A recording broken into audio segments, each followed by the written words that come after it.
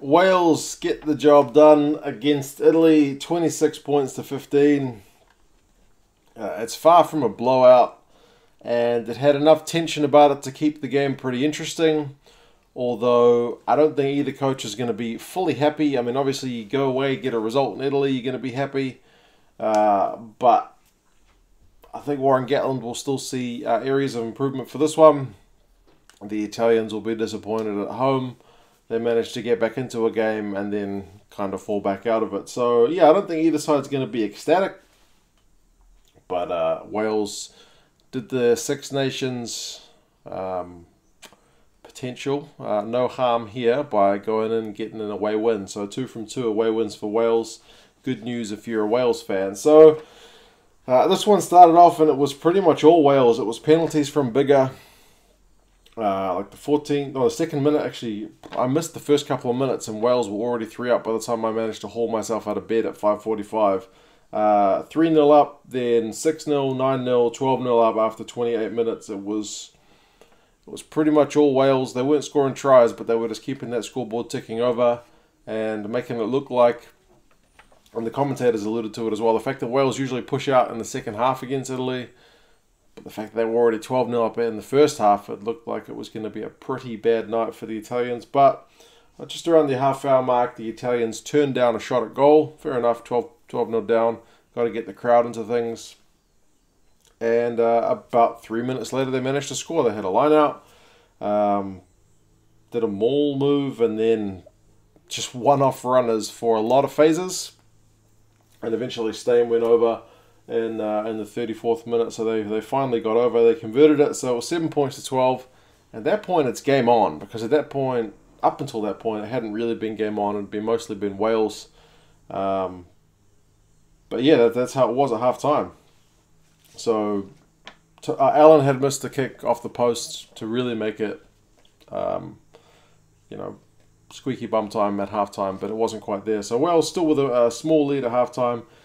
They had more of the ball, 65% possession in territory, but only a fairly small lead. And run meters were 170 to 139 in Wales's favour. So despite 65% possession in territory, not able to get that many run meters, and the tackle stats kind of show why. Both sides were tackling at 90+%. The Italians at 93, the Welsh at 95 in that first half. So very much a matter of teams running the ball and then running into players who were putting in solid tackles. So the Italians had to make 90 in that first half. The Welsh 54. So yeah, the scoreline didn't really give the Welsh credit. But hey, the Italians took that chance well. Second half, Allen did manage to kick a penalty. It was 10 points to 12. McKinley came on for a little bit with an HIA to Allen. But Josh Adams from a Liam Williams pass, and Hayward had a bit of a missed tackle. That was the try that made it 19 points to 10. A wee bit more comfortable for the Welsh. I mean, the Welsh never really looked like losing. I don't know if I mentioned that already. But it was tense enough to keep the game interesting. Jonathan Davis knocked on one that could have potentially been a try. The TMO had a look at it, but it did seem like a bit of a knock on. They couldn't, interestingly, hear the TMO, or you could hear the TMO, but you couldn't hear the ref.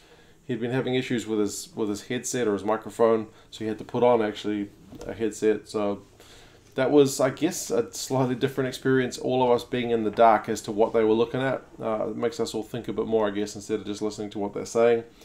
69th minute, Wales have a maul. They get advantage, and then Watkin gets a try from Anscombe's little kick through. That's the 70th minute, so it's 26 points to 10. It's pretty much dead and buried, but it's only 2 tries to 1. There's no real chance of a bonus point victory here for Wales at that point. Padavani gets his try. Allen went into a little gap, and they missed the conversion. So 26 points to 15. That's the way it finished. Thomas Young was denied a try for a forward pass right at the death. So I suppose for Wales, if the 2 TMO decisions had been favourable, that would have been a bonus point victory. But perhaps wouldn't have done the Italians credit for all that defensive work they did. They didn't get cut as much to bits that they kind of did against Scotland last week. Admittedly, they were at home. They've had another week to settle in, so that made a bit of sense. And likewise, the Welsh played like a team at times who were much changed, which they were. They'd brought in a lot of new names for this game, rested a few players. Some guys had got a few niggling injuries, so it was a much changed lineup. So it's kind of it's kind of normal that they weren't absolutely fluent. But man, you still can't complain about getting an away victory in the Six Nations. That puts Wales first on the table. England's still got a game in hand, so we'll see what happens with them against France. But for the minute, Wales go into the break in first. The Italians are sixth, which is probably where they will stay. But yeah, there were a few funny moments, I suppose, if you're a Welsh fan, that you'd look at like cross kicks from the 22. And there was a cross kick from, who was it at one point that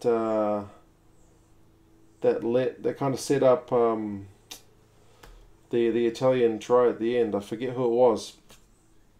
Just some funny kicks. Bigger kicked one out on the full, and then he was subbed for Anscombe. It was kind of a reversal of last week, so neither of them really has a full grip on that number 10 jersey. It seems whoever comes off the bench is able to add impact, so I guess at least you got two possibles instead of one definite. But yeah, I thought it was a pretty good game. As I said, neither team's going to be happy, but Wales will take it all the way to the bank. Their line-out was only operating at 69%, which, if again for Warren Gatland, that's not going to be a fun number to him to read.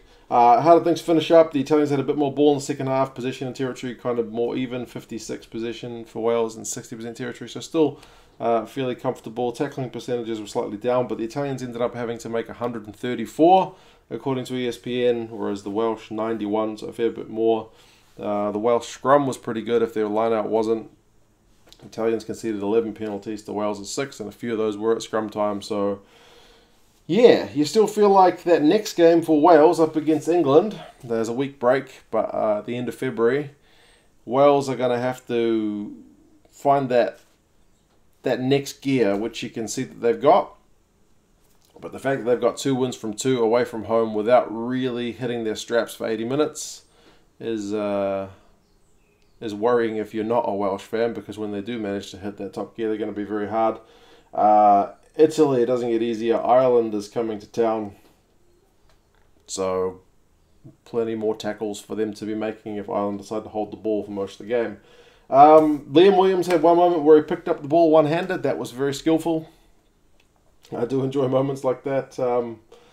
But yeah, it was Josh Adams who kicked the ball over to Esposito. I did write a note for it. But yeah, Esposito had 57 run meters, 1 clean break, 2 defenders beaten. Stain had 16 out of 18 tackles. He was very solid for Italy. He had a try as well. Holmes, 75 run meters. Thomas Young, 14 out of 15 tackles. Plenty of good performers. But yeah, you guys have to let me know your thoughts on the game. How did you think Wales went? Do you likewise think they can still push on? Or do you think they're not going to find that gear in time for England? We still haven't seen the England game yet, so it's no guarantee that England maintain that form they showed last week. This week, consistency is a pretty elusive thing, and whoever finds it will go a long way in the comp. Italy are consistent, but not in the right way.